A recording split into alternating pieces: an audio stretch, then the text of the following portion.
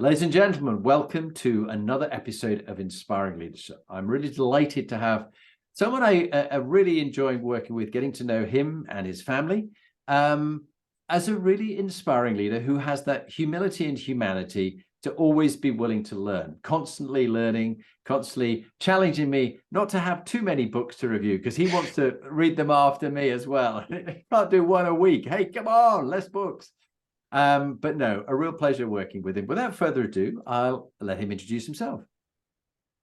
Hi, I'm at Halstead. I am the COO for Search Cap, which is a organization focused on developing talent-centric solutions for corporate clients. I am also one of the founding principals for that organization. Fantastic. And we were talking, you and I, Ed, about inspiring leaders and what inspiring leadership means to you and the kind of qualities in the people that you could think of that you want to call out and mention them in particular. Who would be a couple of people you'd like to give a shout out for and why you see them as someone you put up there as inspiring leaders and respect? Yeah, I think inspiring leaders come in all shapes and sizes, and I think the first person that springs to mind when they talk about inspiring leaders in my life and people who sort of put me in the position that I am, they usually come back to my earlier days when I was playing a lot of sports. And I think a lot about a chap named Pat Fox. I haven't spoken to him in a little while now, but he was our fitness coach, our conditioning coach at university for the rugby team. Fascinating guy, very mild-mannered, but he taught me the art of accountability. And it was something that, even at the age of sort of 18, 19, had a fairly profound impact on my experience. Incredibly humble guy, fitness coach for the New Zealand All Blacks, never mentioned it until we discovered it one day at random in a celebrity meeting at chance, but absolutely fascinating and wonderful guy. And who was it that you were meeting? Who was the celebrity that knew him, but he'd never mentioned that he'd been? I might be misrepresenting this story, and I may well have edited out a lot of blue language. But we had a photo opportunity for the university rugby team, and we had to go down to Canary Wharf and meet Jason Leonard, the 100-cap English prop legend, who now gives some fairly hilarious but dubious motivational speeches around London. And I really can't remember this. For some reason, we were on a boat in a lake in Canary Wharf for no apparent reason. And Jason Leonard was there, and we got introduced, and we were all sort of 18. All of us very aware that he's the World Cup winning legend. We shake his hands and go down the line. And he gets to Pat Fox and he goes, "Foxy, you legend," and says a bunch of other words I won't repeat. And that was actually where we learned that Jason Leonard knew Pat Fox on reputation from his time with the New Zealand rugby team. And I think it was about 3 years into knowing Foxy, and he'd never mentioned it. It was fascinating. It is nice when people are very understated. Unlike others, a very modest man with much to be modest about. It was said by, I think, was it one of the politicians around Gladstone's time. But no, it sounds great. And you say about accountability. What was it about the accountability that you learned from Pat Fox? Well, I often think that management and leadership is becoming a bit of a lost art. I think a lot of people rely so heavily on technologies or process, they forget there's a bit of an art there. And one of the arts that Pat Fox set for us were boundaries. What was acceptable and what wasn't acceptable, what you could flex on and what you couldn't. And when you're in a situation like, he was a fitness coach, we had situations where we turn up to trainings and perhaps weren't in the best physical shape or hadn't done the prep, and we had to go through it anyway. It was part of our contribution to the team. But at the same time, he did a really wonderful job of understanding that we were people and giving us the space and the flex we needed when it was required. You know, some of it was youthful stupidity. We used to have to do fitness tests, and for some reason we thought it would be funny to have a big rugby social the night before those fitness tests, and it wasn't. But he would hold us accountable to that. And we had to do them anyway. I like it. Yeah. And when my grandmother passed, he was instrumental in kind of getting me through that and giving me the flexibility that I needed. I think that was a really, really foundational moment for me. Sounds like your grandmother was very important to you. Just say a bit more. All of my grandparents were very important to me for different reasons. Real host of characters. So on my mother's side, my grandfather was a policeman. Who, again, I'm going to misquote the year, but he was man of the year in I think the 70s or the 80s after his involvement in a jewelry store robbery. You know, he met the Queen. Never once mentioned it. This was a plaque that was on the wall in our downstairs bathroom growing up, and I think I was about 11 or 12 when I finally read it and realized what it was. But phenomenal guy. My grandmother was a teacher, and she was the one I referenced there, and sadly she passed away of Alzheimer's when I was about 15, 16, 18, 19. It's after I met Pat. So yeah, it was a very tough time. Yeah, I just, you know, my mother-in-law had Alzheimer's, and we were looking after her here for about 3 years, the last 3 years before she died. And it's just not funny. It's just the worst, cruelest thing, because you have someone there, but they're already dead in effect, because they don't know you, they can't remember who you are, and they get more and more confused. But what is very interesting in all the research that I'm listening to and reading at the moment is this this one about brain energy, which I would have mentioned, one of the books I listened to, that mental health problems are metabolic dysfunctions of the brain. So actually, people think, oh, it's just inherited it, you know, you're bound to get Alzheimer's, it's because my grandmother did. No, actually, a lot of it is the environment and the food that you have and things like that, any toxins that you might have taken, which will affect your metabolism, which will then affect through the body-brain barrier, it will affect your brain as well. So particularly lack of sleep and things like this, and beta amyloid. So it is a good reminder to us to look after ourselves in our fitness, our health, our sleep, and what we put into our bodies, because it will affect our brains. Well, let's talk about the second one. You talked about two. Who was the second inspiring leader, and what was it about them?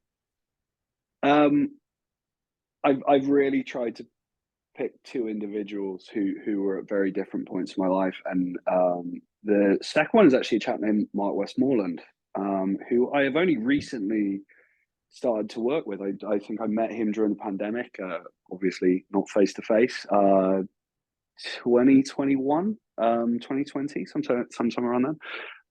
He is now my business partner at a company we founded called Guideline, which is a regulatory consulting firm here in the US.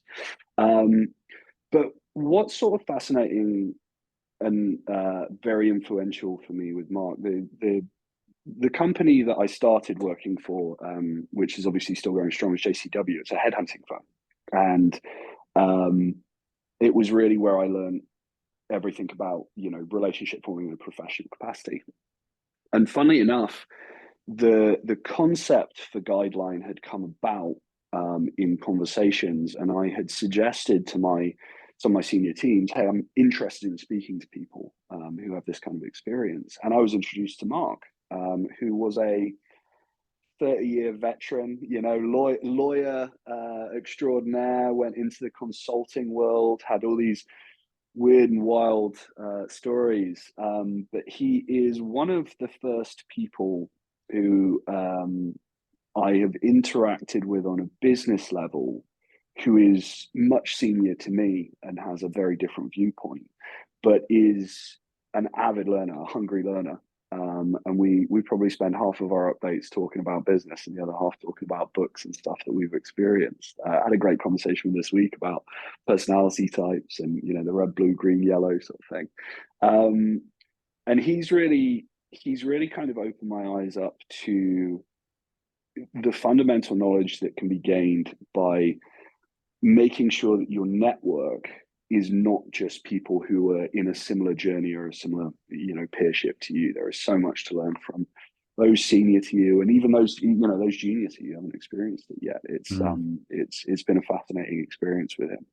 Yeah, and let's just stay with that whole thing about Mark's hunger to learn and grow, mine and yours. And I think this was when we first had a checking each other out. It was the thing that I felt was a real bond between us, is we both love learning. We were almost from very early on starting to sort of swap stories in this book and that book and what we've learned here and there. And I know few leaders like you who are so hungry to learn and then apply in order to be a better leader in the way that you lead the people that you're with, and to be open to 360 feedback and go, yeah, I'm always work in progress until the day we die. We're always work in progress, and then it's too late to learn. But I think of Marcus Aurelius, the emperor, who was caught by someone with his tablets, that they wrote on their clay tablets or whatever it was, heading to a lesson from a Stoic philosopher. And he was late in life and not long for this world. And they went, "What are you doing?" He said, I'm going to do some more learning. Couldn't understand why even in late life people are interested in learning, because I think when you stop learning, everything dries up a bit. But what's been your driving force for this whole area of lifelong learning and growth? Because it's something in you. Me and Marcus are peas in a pod. Actually, it came late for me. So I had a phenomenal childhood, but I definitely had more fun than I should have, and I spent a lot of time thinking that I would be a professional rugby player and that would all work out and it would be very straightforward. And I was not good enough on any level. I got into a pretty good rugby program at university and just thought I knew it all. And it's something I've tried to combat ever since. But it wasn't until I moved to America, and I think really when I met my wife, who is she's a speed reader. She'll read a book a day. That I really realized the power of that. And I think that I'm sort of in a rush to learn ever since. I don't regret a moment of my childhood and my university upbringing, but for me it was I was definitely an arrogant so-and-so and sort of thought I knew it all and didn't need to learn.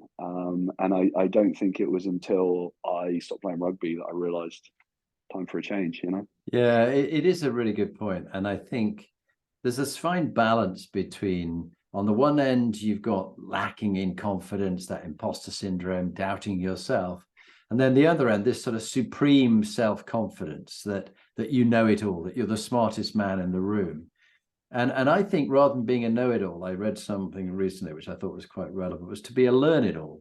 And to have that, in fact, I'm just writing this week's sort of newsletter, and the topic is on this one. I'm just looking at my notes here about being afraid of criticism, and don't be a know-it-all, because it will actually affect your credibility, because when people find that you don't know it all, you are utterly ridiculed by people.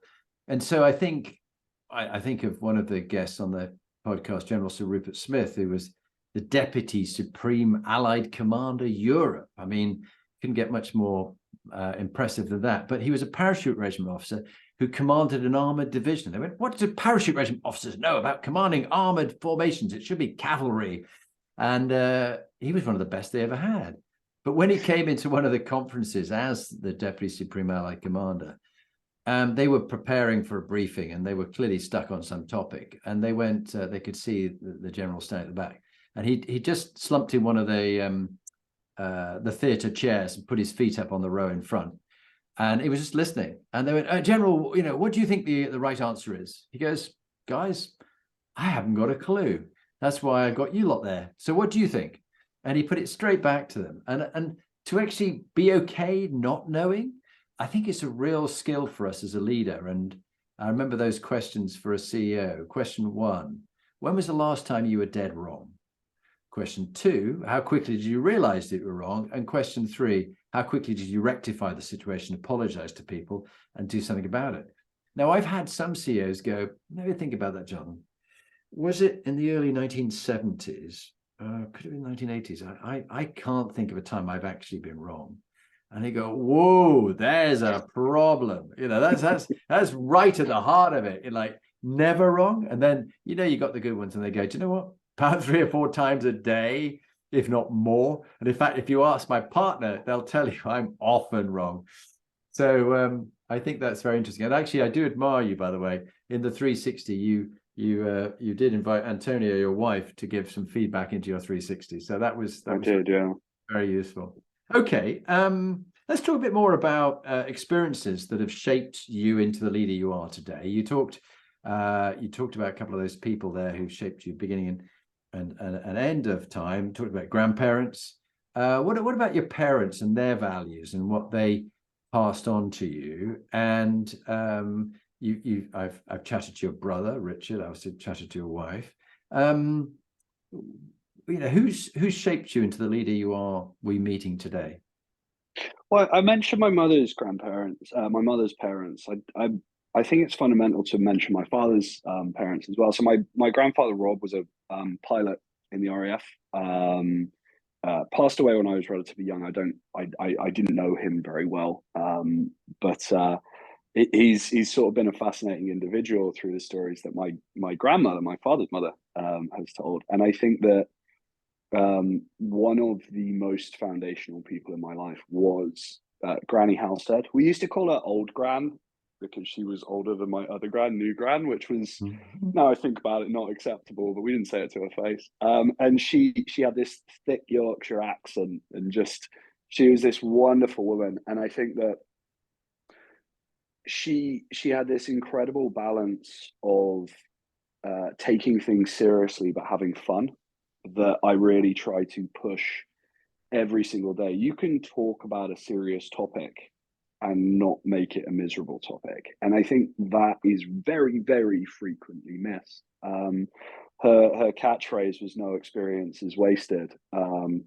I think she spent most of her time wasted, to be honest. So I really admired her. And that, that fed into my father and his philosophy. I think it's worth noting that I have 4 older brothers. I have 3 natural and adopted, and spent my life learning from them and seeing them develop. And we're incredibly close. So I think that my grandmother was foundational, and that fed into everything else that I did. And I think that most of what your family does is legacy based. You learn from those above you fairly consistently. Yeah, it is fascinating. And you and I have talked about the Hoffman Institute program at length, which I think at some stage you're going to do. But it is very interesting, this point about that age of our adolescence, where you learn about negative love or love deficit and what you try and do to avoid that, whether you copy parents, grandparents, or you do exactly the opposite. It's a very interesting one. Well, having brothers, you are constantly in competition, whether or not you know it. And I was the youngest. I was, my oldest brother's 6 years older than me. The one directly above me is 2, but 2 academic years. I don't think I ever knowingly compared myself to them, but I certainly did almost every day. It's a very interesting sibling relationship, those ones. Yeah, and I think it can happen with sisters as well, or brother and sister. It's just whatever. There was Boris's brother who actually shot him because the father was always saying Boris was the golden child, and the others, I think, loathed him as much as some people do in the public. But that's most interesting. Talking about our lives, we all have some dark moments. And if you don't, then you're very lucky, and I'm most pleased for you. But if you were to think about one of the dark moments in your personal life or your work life, what was the learning from it? Because as like everything that happens to us, sometimes things don't work out. But what did you learn, and what did you do differently as a result of that dark moment? I get asked this question a lot, and I'm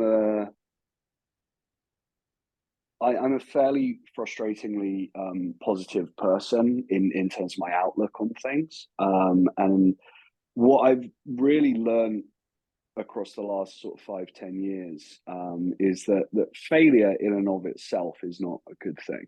You know, learning from failure is an incredibly good thing, and that seems to be the thing that a lot of motivational speakers forget. You know, failure in and of itself not great. It's how do you adapt post failing.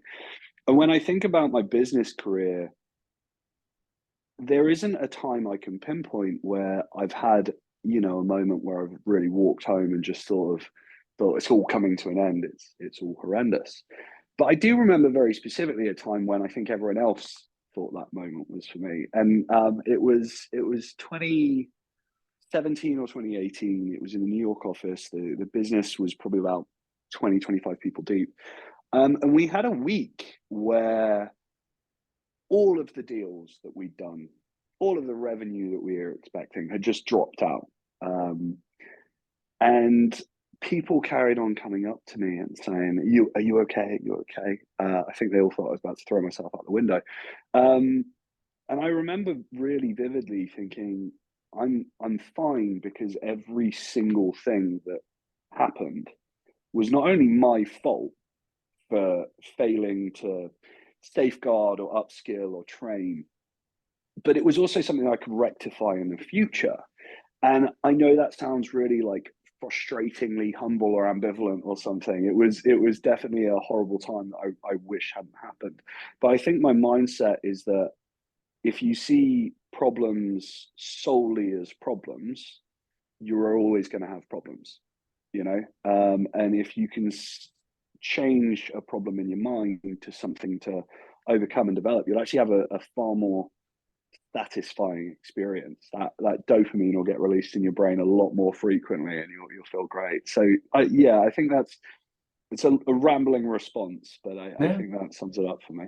That's good. And you know, you've got you and Antonio have got one child, and in next month you've got another one on the way.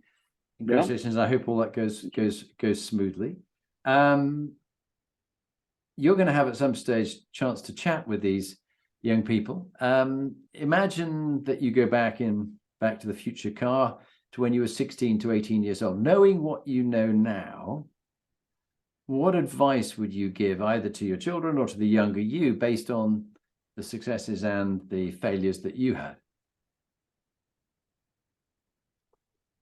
I'd explain to them that the real Irish exit is to order a drink and then leave the bar, so everyone thinks you're coming back. That's the first thing that I would tell them. The answer is a stupid one, purely on the basis that I think advice is endless. Yesterday I was sitting down with Nick Giordano, a chap who runs our Boston office, and we had this really in-depth sort of chat and series of advice, which was about why you don't ask why questions instead of how and what. And it was something I'd only learned a little while ago. So I sort of think that sitting down with my son and giving him the information, I'm just going to try and slow drip for years and years and years. But on that note, you know, if I could only give him one piece of advice, it would be the failing that I had in and of myself, which is to read more, you know, learn, and be excited about learning, understanding that once you've learned it, it doesn't mean that it's necessarily directly applicable to you, but, you know, put yourself out there for as much experience as you possibly can, and just get hungry, you know. I love that, and in fact, it's reminding me. You know, I've talked about my dyslexia and dyscalculia, where, you know, numbers was a problem, as was reading, and so I really struggled to read.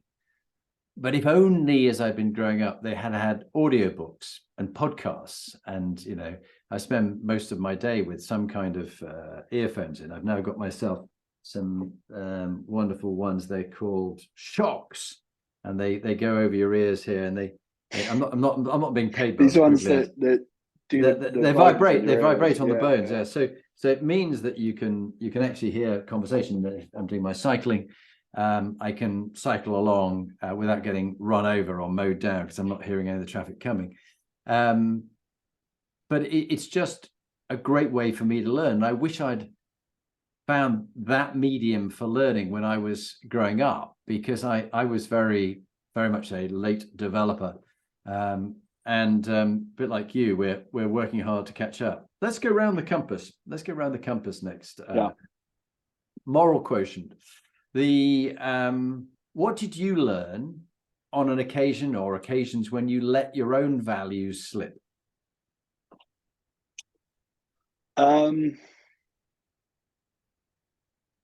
So for me, I think anyone who's worked with me knows how important the relationships in my life are. And my most frequent piece of advice is family first. I've said this sort of 1,000 times to people who I work with, family first, family first. And I've sort of learned that the hard way. All of my brothers and my parents live in England and or France, and I live in Boston, Massachusetts.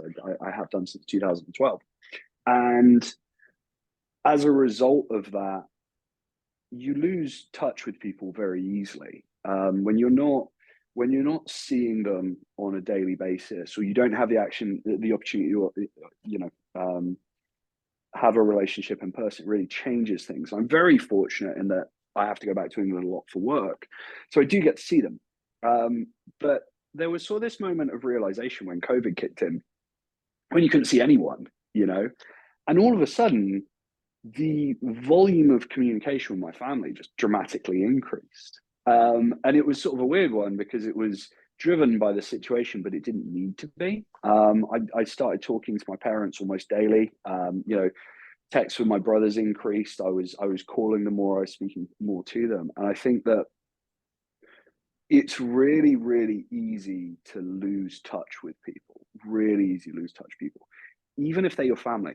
And I think my mistake, and even though I was quoting that to other people even before that time, I probably wasn't living it myself.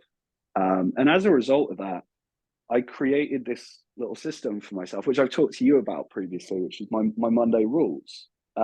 So a lot of people do this manifestation process where they write down where they want to be in a set amount of time, and they read that kind of each week or each day and figure out what they need to do to get there. And sadly, I'm not that intelligent. I don't think I can think a year in advance. And instead, what I had to do for me was create a list of rules that I would read to myself on a weekly basis that was not where I wanted to get to, but who I wanted to be. And one of those rules, which is absolutely ridiculous, is be like Stanley Tucci in Easy A. It's a movie. It's got Stanley Tucci in it, and he is just a really, really incredible family figure. He's very warm and welcoming and open and interested. And when I think about how I want to be perceived, especially by my family, I think about that an awful lot. I like that. Monday rules in which you do them. I've got my milestone priorities, how I personalize my life map with number 1, Lee, quality time with her, love, care, dates and joyfulness. 2, our 4 children, 2 grandchildren, my brother Graham, to love and support them. 3, our fitness, health, relaxation time, mental well-being. 4, my first priority client. 5, delight existing clients. 6, select CEOs as podcast guests and convert them to clients. And 7, win new clients, CEOs and top teams. And then at the bottom, shed 80% of what I do every year. Be world-class as a leadership advisor and a coach. And it's sort of like my check-in with myself. But I think yours is better. It's a way of how are you going to be. But I do the daily 5minutejournal.com, which is also a good reminder to me. And I also do my Hoffman journal, which is 365 days. And that each day gives a different challenge, which might be about, what have you noticed in nature? Just go around today, noticing birds and animals and what you notice in nature, or an act of kindness to someone without them knowing about it. I think this is a problem. This is the problem with chatting to you, because as soon as you say, "Oh, I think yours is better," I don't think it's better or worse. I think it's what works for each person. That's a really important note. But now that you've said yours, I want to go off and research yours as And I'm well. thinking I want to do yours. That's typical. Is it typical? Well, Typical? it's funny as well. So I was talking to my wife about this the other day, and she said, "What are your rules?" And you've just read yours out. I don't think I've ever said mine to anyone but myself. And Yeah. actually, I realized I don't want to, because not only do they change, and some of them are sort of stupid and silly, and some of them are insecurities, but I also think it's really important sometimes to just have something for yourself, Yeah. just something that's important to you and you do for you. Yeah. Yeah. No, I think it is good. I mean, but we are human beings rather than human doings, aren't we? And it's the way we're being. And I know when I'm losing track of being completely compassionate of myself and the way I show up, when I start thinking about other things rather than being here now in the moment. So one of my morning rituals, which is a lovely way, is when I get up and I've done the journal and brush my teeth, I go down with the dogs, put them out, and a couple of things in the kitchen, such as sort of a couple of supplements and things, and then I go and sit in the hot tub for 5 minutes listening to Calm, the Daily Calm. And then I go into the cold plunge for 2 minutes, and that gets me going for the day. I'm up, and I try for the last year, not try because trying is lying, but I do for the last year, I think almost without missing a day. If I've been here, I've gone and done those things. It's like it's a little set routine. It's my morning bookends and my evening bookends that's the bit I can control. The rest of the day will run away Yeah. with all sorts of things, but even Lee, my wife now, she's starting to go, I actually think I want to have my training session in the morning as well, because you don't actually do anything until 10. You don't start meeting clients until 10 because there's the dog walking and there's, breakfast, things like that. He said, but you're set for the day. You're really happy for the day. And I think that's important. Let's talk about purpose, PQ, the second one, meaning and purpose. What gives your life meaning and purpose, Ed?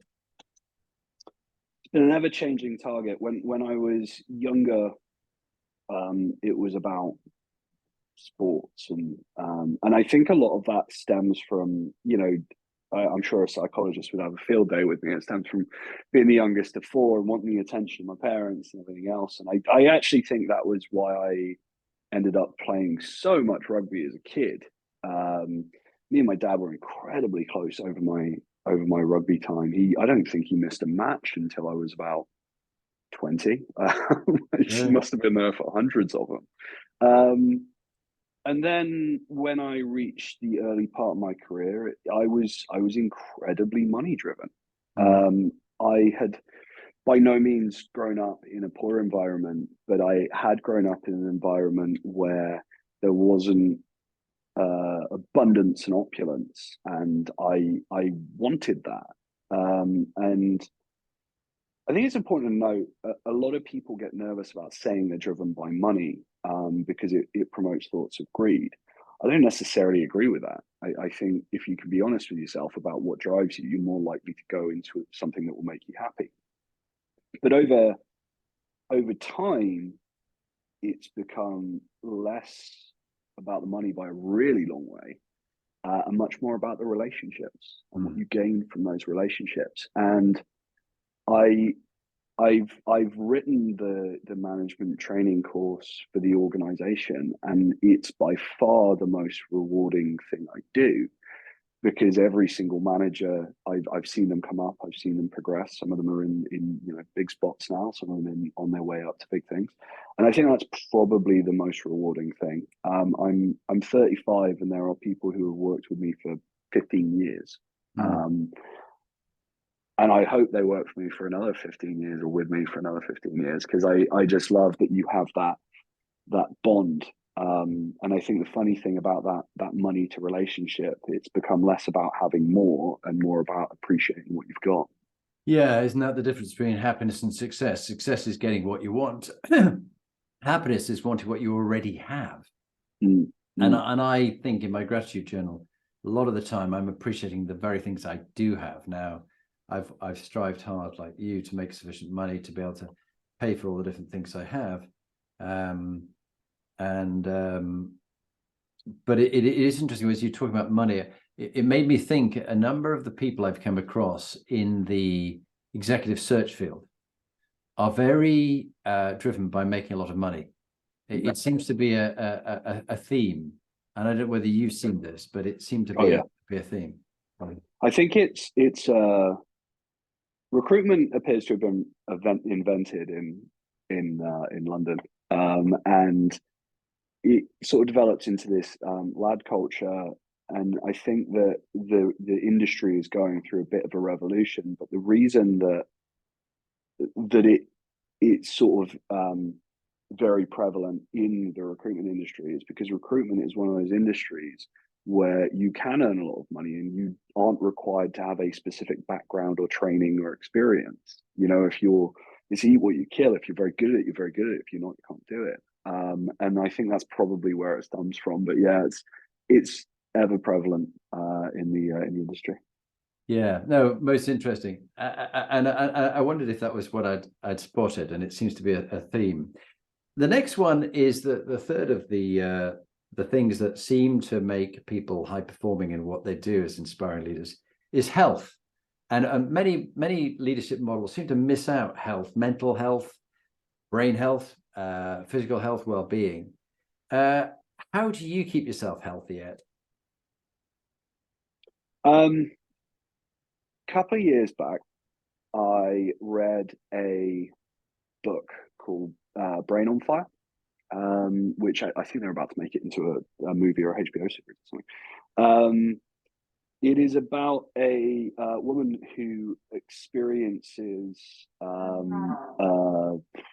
mental health crisis in many ways, and is sort of trapped in her own brain. But most importantly, it gave me the message that you should think about mental health in the same way you think about physical health. Now, I'm very fortunate. I've never had a major mental health problem, but a couple of years ago, I had a bout of depression that kind of came out of nowhere. I was very much taken aside by it. And it occurred to me, having read this book, that if you break your arm, you go see a doctor. If you break your brain, you sort of keep it to yourself. And I think that it's completely the wrong way to think about mental health, because I'd much rather break my arm than my brain. And I learned from that a series of elements to make sure that mental health was on par. And I think that's more what I've learned. The physical health stuff is a weird one. I have a confession to make in that I bought my cold plunge tub after having a conversation with you, and it's still in the garage in the packaging, because I can't imagine anything worse than getting in a bath of cold water. But physical health for me, it's been quite a traditional path of, eat right, work out. It's the mental health that's been the most interesting over the last couple of years. Yeah, it is interesting. I think people are more willing to talk about brain health and mental health and depression than they were, I don't know, even 5 years ago. I've had bouts of depression. Luckily, I'm in a very good place and have been for a few years now. But before that, I had some pretty dark times. And one time, some time ago, when I was in the depths of my divorce from my first wife, I was really thinking of taking my own life, and that's a very serious thing to contemplate. Men tend to be a bit more dangerous about what they do and more violent in the act they take than women. But I still think it's something that to be able to talk about it and to realize that you're not alone. We've helped out a good friend of ours who was in a very, very bad space, and he came and lived with us for a while just to get him through a time when I don't think people said he wouldn't have been alive had we not taken him in. He would have killed himself. And I think that's something that really makes me realize you don't see it, as you were saying. You can see a broken leg, you can see a gash to a hand, you can't see a gash to the brain. And it is something that you need to be more understanding of others. So thank you for talking about that. Yeah, there's a strange trend going on at the moment that I've noticed. We have a lot of Gen Zers in our organization, a lot of younger people. One of the main routes for growth for the organization is to hire straight out of university, and there's a real difference between, I'm a millennial. I'm not sure what you are actually, Jonathan. An old bastard, I think. Caveman, yeah. Millennials were sort of grew up, I would call it with a wet sponge. You remember, like you get hurt on the rugby pitch and they run out with a wet sponge, and we all sort of lock it inside. And it's really great to see Gen Z open to talking about it. But what I frequently noticed is that it's sometimes like we've all been taught it's okay to talk about it now, but actually it's the action that needs to happen, and sometimes that's a bit lacking. It's great that the first step on that journey is to have the conversation and normalize the conversation. Problem is that that's sometimes where it stops, and it shouldn't be. You've got to take action. And I think if, looking back on the advice I'd have for my son, it's don't try and solve that problem yourself. Go and see a doctor. That's what they're there for, or seek guidance or seek mentorship. You are so right. And really on that line, when I was in a very deeply depressed and suicidal thoughts, I actually took action myself. So didn't want to get addicted to pills because I think the pills don't work. And instead I worked on health. I worked on sleep. I worked on the food I ate, the materials I put inside my brain, taking action on things that needed to be done that were stressing me rather than avoiding them. I almost as soon as the problem came up, I would go and do something about it, take an action, move things forward. And also the love and support of Lee and my daughters as well. I think those kind of things are very important, to have people who care about you, love you, and you have talked it through, but then you need to do something about it. And if it is, as the research is now starting to indicate, a metabolic dysfunction that causes our mental health issues, then we need to do something about our improving our metabolic health. And I don't know what it is in the UK, but in America, 93.5% of Americans are metabolically unhealthy. So there's a big problem already there, but it's linked not just to obesity and diabetes and various other links to type 3 diabetes, otherwise known as Alzheimer's, but also to mental health problems. Let's move on to emotional and social intelligence. One of the great skills of people who have good EQ is listening. And how do you listen well to other people, Ed? I think I only learned to listen recently. I was probably in conversation with you.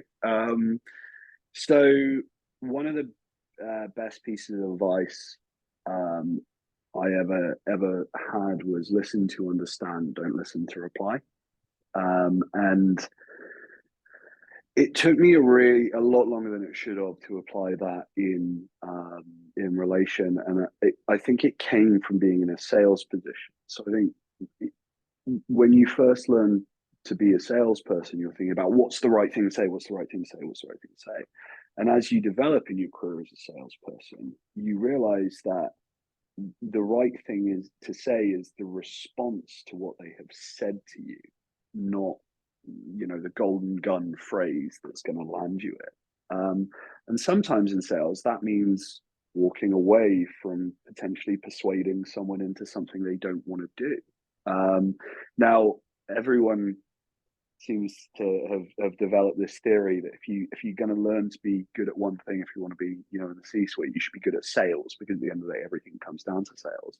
And I think it's true. I just think they're thinking about the wrong side of it. It's not about being able to persuade do things. It's about learning through listening and then being able to say how to take action off the back of that. It's so well put. And I'm trained by Craig Valentine, who's going to come on this course. He's the world-class champion in public speaking. So he's trained me to be a speaker's coach. But actually, I think the greatest skill, and the one that isn't very well developed, everybody's going, public speaking needs to train, be better at that. I find it very hard to be better. But actually, who's training you at listening? Who's the world-class champion at listening? And, almost we laugh at even thinking about that, because it's not done enough. But you can achieve far more through listening and just one great question. Like I love the one that someone taught me, which I used with either Harriet or Bryony when they were about 5. No, they must have been about 7 perhaps. And they said, Daddy, I can't do X, whatever it was. And I said, okay. And if you could do it, how would you do it? And they went, oh, I'd do it this way, Daddy. And I mean, without even a second blip, they knew, their brain went looking, that if you could, how would you do it? And it's just there. And many people fail to look for the right question. Yeah, and it's funny because so much of this stems from your childhood. And I think the reason that I was such a terrible listener for a large proportion of my life was because I was the youngest brother, and I just naturally had this assumption that no one wanted to listen to me, which they probably didn't. You know, I was the young brother, and so it kind of pushes you down this route of like, no, I need to speak first so that people listen to me. It's taken a really long time to break that. I wouldn't say I've even actually managed it at this point, but I'm trying. You know. Trying is lying. You will or you won't do, as Luke says. I will. Okay, well, let's go on to CQ, cultural intelligence quotient. How do you get on with people who are very different to you, Ed?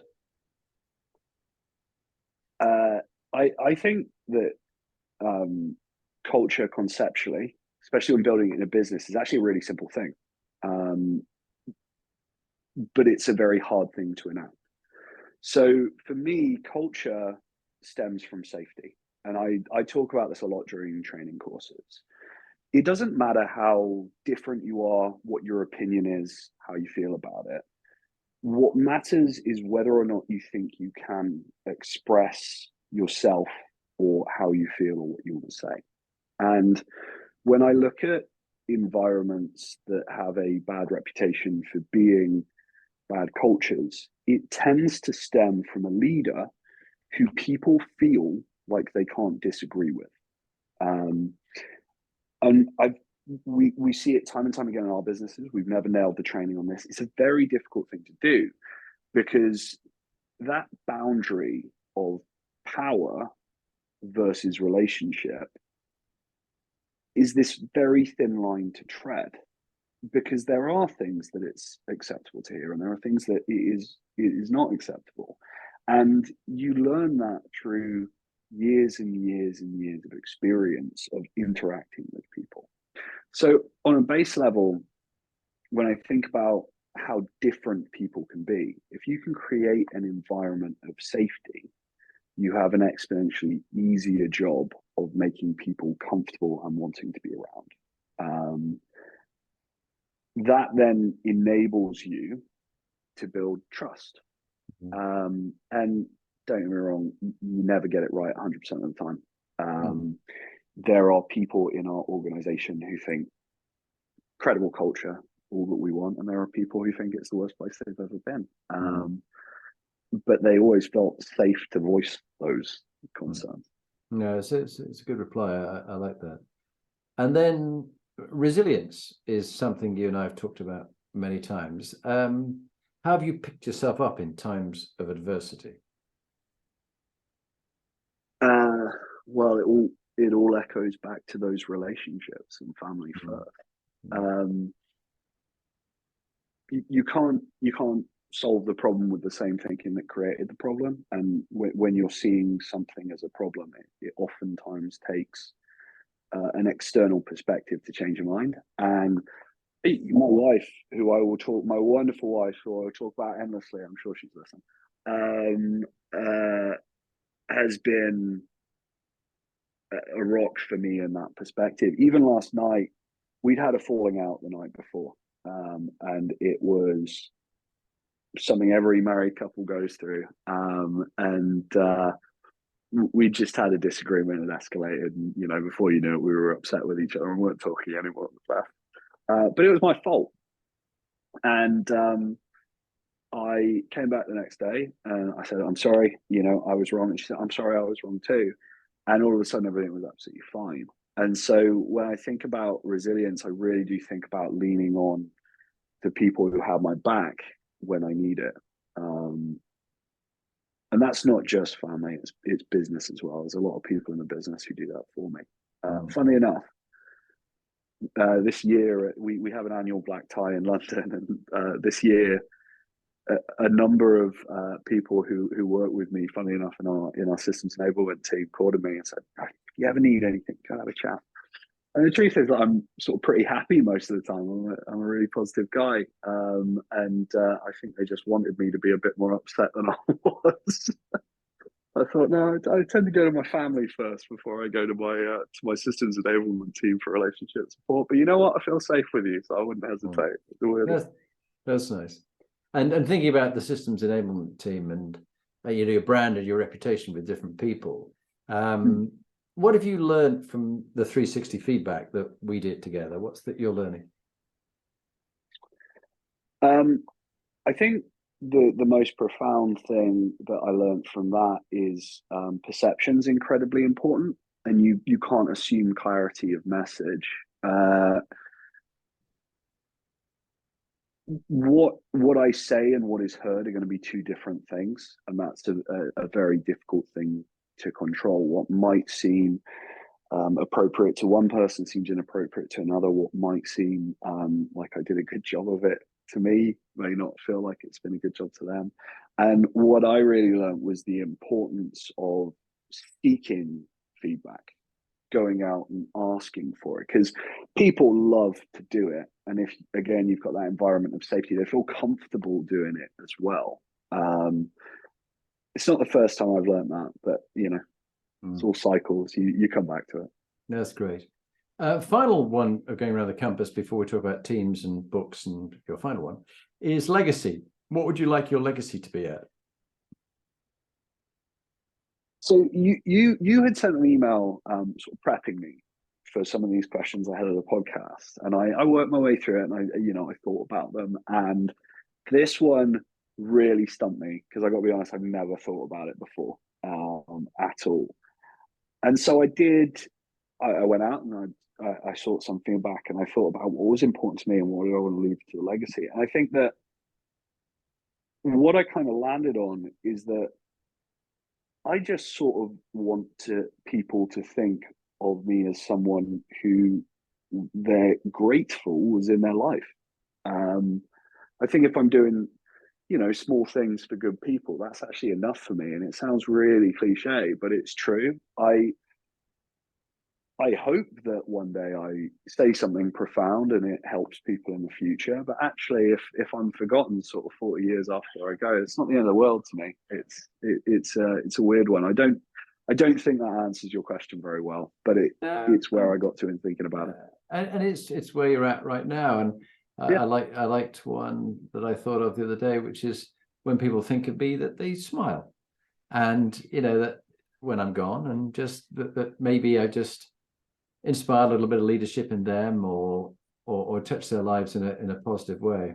It is an interesting one, and you go down to some of these monuments and bridges, and there's names that are long gone. I found it actually quite moving going back to the battlefields of the First and Second World War. There was a place where the SS massacred about 97 members of the Norfolk Regiment, and their names are all there. They'd surrendered, and they should have been kept as prisoners of war, but they just machine gunned them to death when they disarmed them. And you think, will people ever remember their names? Well, their family did. And I think legacy is important for us to think about the impact that we're making or not. Let's go on to executive teams. When you've had an individual or a team that wasn't kind of working, maybe gone a bit toxic, how do you turn around a toxic team in your experience? So there's this wonderful writer that I know I've suggested to you before called Cy Wakeman, and she has a book called Reality-Based Leadership, which was fairly transformational for me when I read it. And she has this piece about avoiding drama. And she basically has this theory that 95% of wasted time in business comes from indulging in drama. and she gives this wonderful role play about an individual who goes to a HR executive to say that so-and-so is always late and that's a problem. She kind of breaks this problem down. And what I have found as a result of, reading this and learning this is that if you can remove emotion from a difficult situation entirely and break it down to the honest facts of the situation, not good versus bad, but what is and what isn't, then it becomes immediately easier to solve that issue. Now, sometimes in the communication of that, you can come across as patronizing, which is very, very difficult. And I had a situation this morning with an individual that's getting a little bit heated, and I accidentally became a little bit patronizing in the way I was trying to solve the problem. But again, it wasn't about what was good versus bad. It was about what was happening and what wasn't. And I think that when you're in a particularly toxic situation, that's one of the most important things to bear in mind, just to avoid the drama. I like that. And I will look up reality-based leadership, which is on to my next topic. Favorite book? If it wasn't reality-based leadership or Brain on Fire, what would it be? Business or fiction? I never know what you want me to say. I think a business leadership book would be quite good. Okay. Fiction's Lonesome Dove, if you want to. Yeah, I've got it on my bedside table. It's a massive tome. It's massive, yeah. I feel bad. And of course, I should have actually got the audio version, because that, as a dyslexic, completely freezes me up, and I'm just it's sitting there, Lonesome Dove, and maybe I'll take it with me to Morocco when we go on holiday. Yeah, listen to that one. It's a beautiful book. So I think that the book that had the most profound effect on me, and I usually have a copy around, I don't have one right now, is a book called Extreme Ownership by Jocko Willink.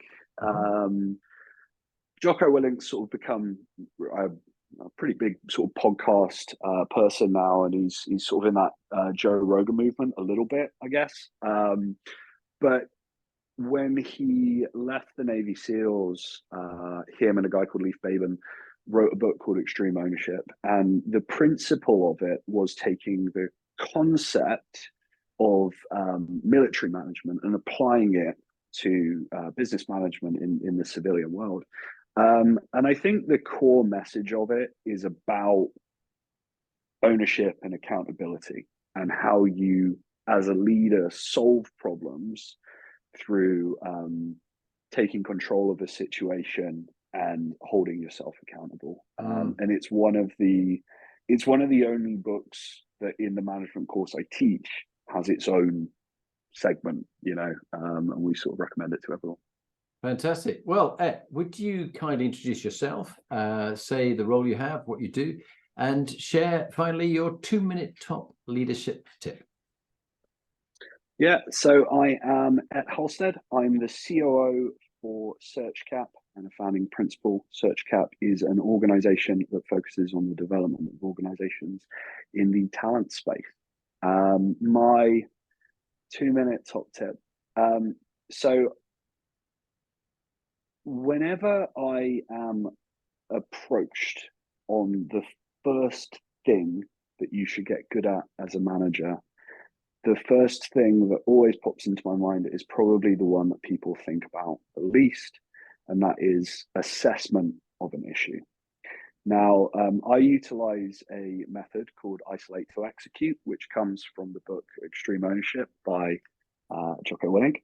The concept is very simple, and it kind of echoes back to the age-old saying of, if I was asked to cut down a tree, I spent the first 30 minutes sharpening the axe.